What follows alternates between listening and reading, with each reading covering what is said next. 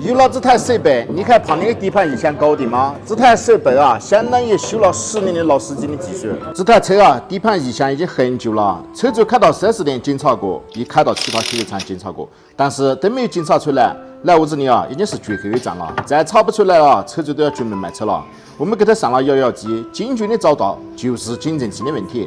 减震器是以前换过的，但是啊，换的不是原厂配套，所以时间长了就出了问题，有异响。把减震器换了，就解决了这个问题啊。所以如果有底盘异响、松散的问题啊，可以来试试我们这个机器的。